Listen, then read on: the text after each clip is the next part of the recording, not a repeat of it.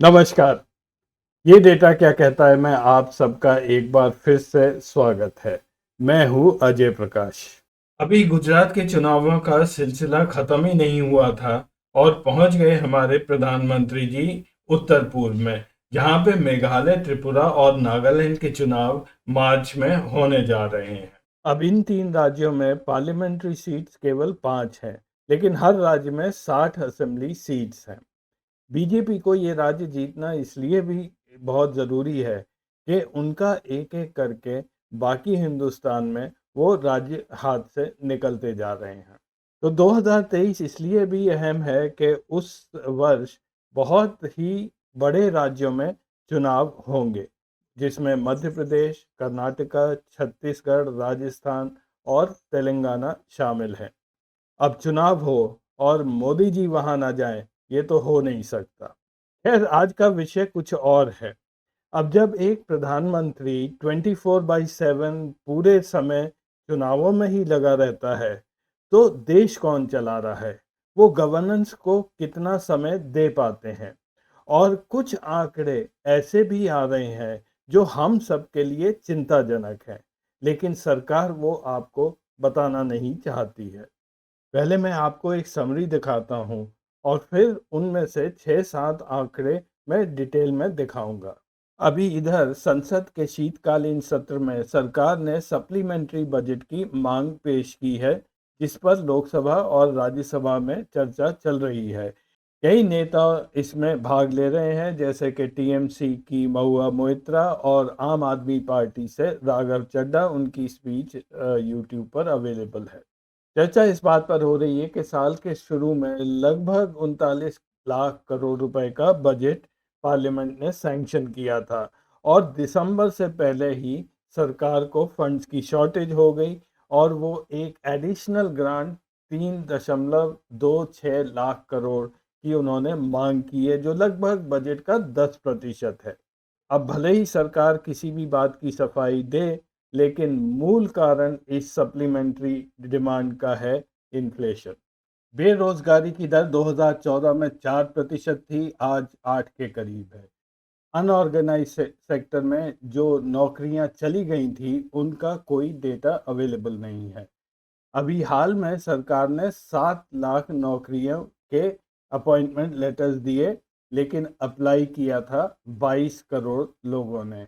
और मुद्रास्फीति यानी कि इन्फ्लेशन 30 साल में सबसे ज़्यादा है और खाने का इन्फ्लेशन, फूड इन्फ्लेशन 10 से 17% के बीच में फ्लक्चुएट कर रहा है। अभी हाल ही में थोड़ा सा कम हुआ है और आर्थिक इंडिकेटर्स भी कोई अच्छे नहीं हैं। भारत की औसतन पर कैपिटा इनकम 2020-21 में 9,160 रुपए से घटी है। और मोदी की सरकार किस बुरी तरह से मार्केट से पैसा उठा रही है, ये इस बात से पता चलता है कि 1947 से 2014 तक 67 सालों में गवर्नमेंट ऑफ इंडिया की बोरोइंग 55 लाख करोड़ थी, जबकि बीजेपी ने 2014 से 2022 8 सालों में 85 लाख करोड़ रुपए मार्केट से उधार लिए हैं। इस वजह से हमारा डेट टू जीडीपी रेशियो, जो 2014 में 66% था, वो 2022 में बढ़कर 90% के आसपास पहुंच गया है। अब अगले साल की जो ग्रोथ प्रोजेक्ट कर रही है सरकार, वो करीब 8% कर रही है, लेकिन सारी अन्य एजेंसियां, वर्ल्ड बैंक हो, क्रिसिल हो, गोल्डमैन सैक्स हो, आईएमएफ हो, वो सब 5 से 6 के बीच में भारत की ग्रोथ दर बता रहे हैं। और इस सब की वजह से सबसे ज़्यादा जो अफेक्ट हुए हैं वो middle class, lower middle class और हमारे सीनियर सिटीजन। तो चलिए आगे कुछ विश्लेषण करते हैं। सबसे पहले स्थान पर बात करूंगा कि ये सरकार उधारी पर जिंदा है। ये ग्राफ है डेट टू जीडीपी रेशियो 1997 से लेकर 2021 तक। पहले 2 साल ये पीवी नरसिम्हा राव और मनमोहन सिंह के थे, जब डेट टू जीडीपी रेशियो करीब 66% था। उसके बाद अटल बिहारी वाजपेयी प्रधानमंत्री बने और ये रेशियो बढ़कर 83% के आसपास हो गया। फिर मनमोहन सिंह के 10 साल यूपीए 1 यूपीए 2 आया और फिर से डेट टू जीडीपी रेशियो घटते घटते वापस करीब 66% पर पहुंच गया, जो कि 2014 का लेवल था। फिर नरेंद्र मोदी की सरकार आई और आते ही उधार लेना शुरू कर दिया, जो बढ़ते बढ़ते आज करीब करीब 90% पहुंच गया है। अब अगर इकोनॉमी की ग्रोथ की दर अच्छी हो तो डेट लेना कोई बुरी बात नहीं है, लेकिन फिलहाल हमारी इकोनॉमी नीचे जा रही है और उधारी बढ़ती जा रही है, तो ये एक खतरनाक सिचुएशन भी बन सकती है। अब दूसरे नंबर पे मैं बात करूंगा हमारे देश के राज्यों के लोगों के खरीदने की शक्ति, यानी कि परचेजिंग पावर। आप जितना मर्जी विकास की बात कर लें, विकास विकास कर लें, लेकिन जब तक पैसा लोगों के हाथ में नहीं आता है, तब तक कोई भी राज्य उन्नति नहीं कर सकता है। जो डेटा मैं आपको दिखाने जा रहा हूँ, उसमें बीजेपी शासित प्रदेशों में लोगों की परचेजिंग पावर सबसे कम बनी हुई है।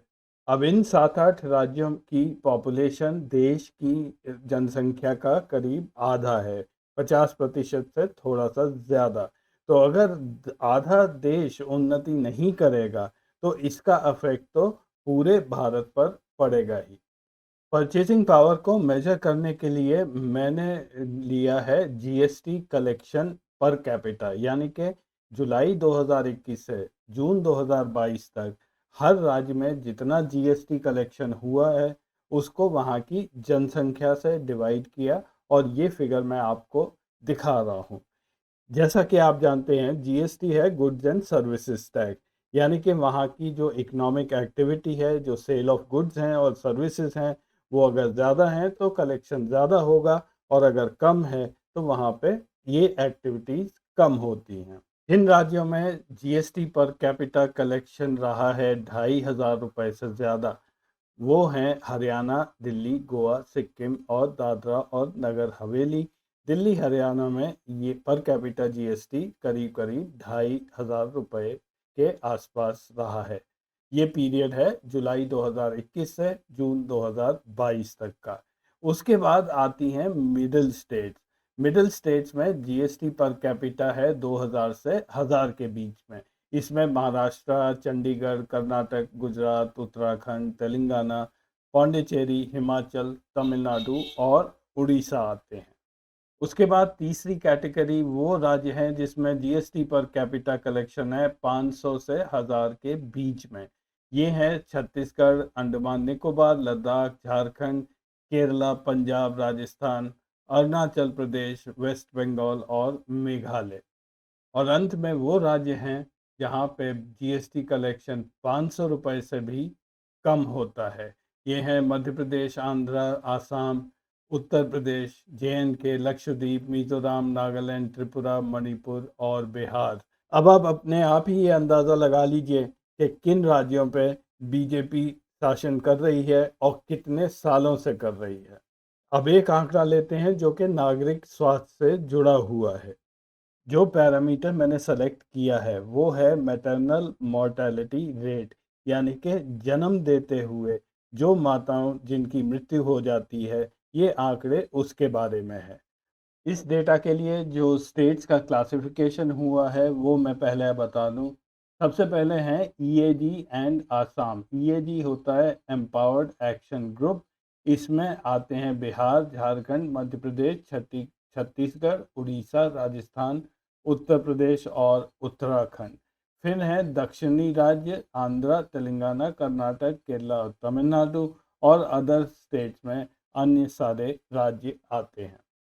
ये डेटा मैंने लिया है सैंपल रजिस्ट्रेशन सर्वे से। जो नीले रंग में है वो है 2014-16 का सर्वे, पीले में 2015-17 का सर्वे, और जो लाल रंग में है वो है 2016 और 18 के सर्वे। इस ग्राफ में दिखाया है प्रति 1 लाख बर्थ कितनी महिलाओं की मृत्यु हो जाती है।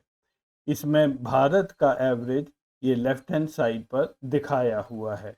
तो आप देखेंगे सबसे ऊपर आता है आसाम, जिसमें 220 के करीब इस वक्त मैटरनल मॉर्टेलिटी रेट है। उसके बाद आता है उत्तर प्रदेश, राजस्थान और मध्य प्रदेश। वहीं पर सारी दक्षिण भारतीय राज्यों में आंध्र, तेलंगाना, कर्नाटक, केरला, तमिलनाडु में मैटरनल मॉर्टेलिटी रेट भारत की रेट से बहुत कम है। ये करीब करीब 80 के आसपास है। और अन्य सभी राज्यों में पंजाब की मैटरनल मॉर्टेलिटी रेट थोड़ी सी ज़्यादा है। तो अगर इन सबको एक ही ग्राफ में मैं प्लॉट करूंगा तो आपको ये कहानी समझ आ जाएगी। तो ये है मैटरनल मॉर्टेलिटी रेट का समरी ग्राफ। इसमें लाल वाली बार्स पर ध्यान दीजिए क्योंकि वो लेटेस्ट सर्वे है। इंडिया की दर है 113। EAG and Assam empowered group की जो राज्य हैं उसका है 161, करीब करीब 1.5 गुना भारत का रेट से ये ज़्यादा है। उसके बाद साउथ इंडिया सबसे कम है 67, और बीच में आते हैं अन्य राज्यों का एवरेज 83 का। अच्छी बात यह है कि सभी जगह मैटरनल मॉर्टेलिटी रेट कम होती जा रही है। अब चौथे नंबर पर मैं बात करूंगा डिजिटल इकोनॉमी की। आपको अच्छी तरह याद होगा डिमोनेटाइजेशन का, जिसके बाद जो अफेक्ट हुआ हमारी इकोनॉमी पर वो शायद आज तक भी हम लोग झेल रहे हैं। लेकिन उसके बाद बहुत बढ़ा चढ़ाकर बातें हुई एक डिजिटल इकोनॉमी के बारे में। पिछले 6-7 सालों में यूपीआई ट्रांजैक्शंस काफ़ी तेज़ी से बढ़े हैं, जो कि बहुत अच्छी बात है। लेकिन अगर यूपीआई ट्रांजैक्शंस बढ़े हैं तो फिर कैश कौन यूज़ कर रहा है? तो जब डिमोनेटाइजेशन हुआ और इधर यूपीआई ट्रांजैक्शंस भी बढ़ने लगे तो उम्मीद तो ऐसी की जाती थी कि इकोनॉमी में कैश भी कम हो जाएगा। लेकिन हुआ है उसका बिल्कुल विपरीत। 2016 में जब डिमोनेटाइजेशन हुआ उस समय कैश इन सर्कुलेशन था 16,66,000 करोड़ के करीब। उसके अगले साल इसमें थोड़ी सी कमी आई, लेकिन फिर धीरे धीरे कैश इन सर्कुलेशन बढ़ता ही गया और पिछले साल ये कैश इन सर्कुलेशन हो गया 32,39,000 करोड़ रुपए। दिसंबर 2 की रिपोर्ट के मुताबिक इस वक्त कैश इन सर्कुलेशन करीब 30,88,000 करोड़ है। तो शायद इस साल भी ये पिछले साल के मुकाबले कैश इन सर्कुलेशन ज़्यादा ही होगा। अब कई लोग ऐसा आर्ग्यूमेंट देते हैं कि हमारी जीडीपी बढ़ रही है इसलिए कैश भी बढ़ता जा रहा है। लेकिन इस बात में कोई तथ्य है नहीं। ऊपर की पीली लाइन ये दिखाती है cash in circulation as a percentage of GDP. 2015 में ये 11.6% था। 2016 में 12.1, उसके बाद डिमोनेटाइजेशन हुआ, ये घटकर 8.7 हो गया। उसके बाद धीरे धीरे ये बढ़ता गया। 2021 में ये 14.4% हो गया। पिछले साल 13.7 था और इस साल ऐसा अनुमान है कि ये एक ऑल टाइम हाई होने वाला है।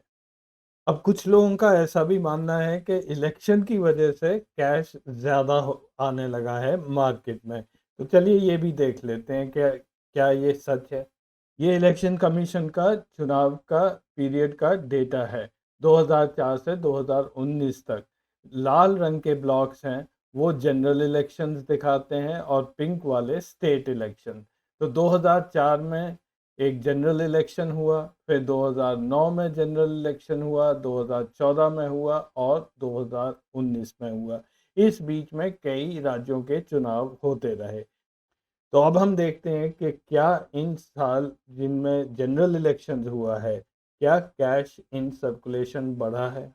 ये ग्राफ दिखाता है cash in circulation versus GDP ratio, जिसकी हम बात करते आए हैं। डेटा मैंने लिया है आरबीआई से 1971 से 2021 का ये डेटा है।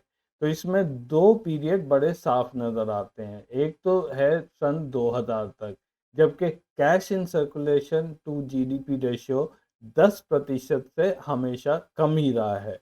और इसमें जो इलेक्शंस हुए हैं ये ब्लू एरो से मार्क किया है, इसमें कोई ऐसा खास कोरिलेशन नहीं दिखता है कि जिस साल में इलेक्शन हुआ उस साल में कैश बढ़ गया।